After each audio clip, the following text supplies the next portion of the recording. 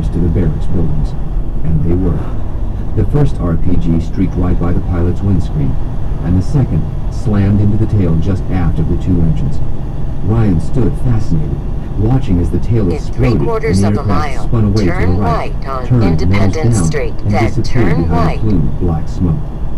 The crash came outside the wall, lower on the rocky plain. Immediately, one of the three remaining helicopters veered out of its tight circular pattern around the Haqqani compound and flew off toward the crash. "Shit," said Chavez. "We're losing our cover. Let's go." 65. Dom kicked open the front door of the house, and Ryan tossed his stun grenade into the entry hall, staying just to the left of the doorway and out of the line of fire from inside the building. Boom! All four men rushed in. Dom and Ryan went to the right, and Ding and Mohammed shifted to the left alongside the wall.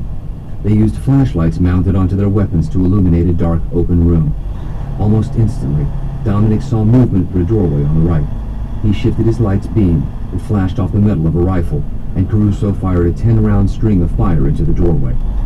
A bullet-riddled, bearded man fell out into the room by a wooden table. His Kalashnikov tumbled out of his hands. Behind him in the courtyard, small arms fire crackled. These were not guns fired from circling Pumas. No, these were AKs from the compound's guard force. The fire picked up, and it became clear that the men in the barracks had broken out.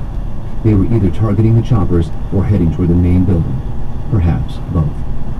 Chavez, Caruso, Ryan, and Aldar Kura moved in a tactical train down a low hallway, clearing a few rooms on the left and right as they moved, using the same wall flood tactics they had used to breach the first room.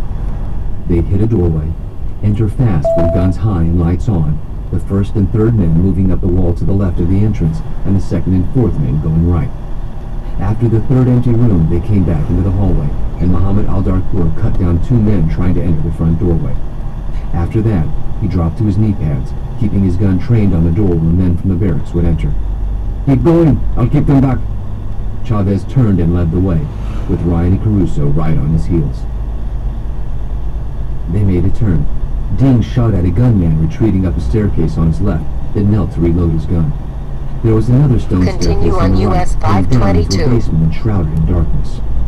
Outside, large RPG explosions were mixing with small arms fire. The Mingo turned back to the others, now shouting over the sound of Al-Darkur's cracking rifle. "We don't have any time. I'll check upstairs, you guys go down. Meet back here, but watch out for blue-on-blue fire." With that, Chavez hustled up the stairs and out of view. Caruso took a tentative lead down into the basement, shining his light ahead of him. He'd gotten no more than halfway down the uneven stone steps when a rifle up ahead boomed, and the steps and walls sparked around him as copper-jacketed ammo struck and bounced. Caruso backpedaled up the stairs, but crashed into Ryan.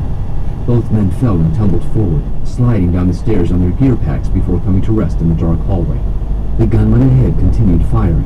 Ryan found himself on top of Caruso, pinning his cousin down. So he rose to his knees, aimed perfunctorily on the flashes ahead, and dumped 20 rounds from his weapon at the threat. Then, through the ringing in his ears, he heard the clinking of his own hot brass bouncing against the stone before it came to rest all around him. Then he heard a heavier metal thud as a rifle fell to the floor ahead. He shined his light and saw a Taliban slumped against the wall at a turn in the basement hall. "You okay, Dom? Get off of me!" "Sorry." Ryan climbed off and stood up.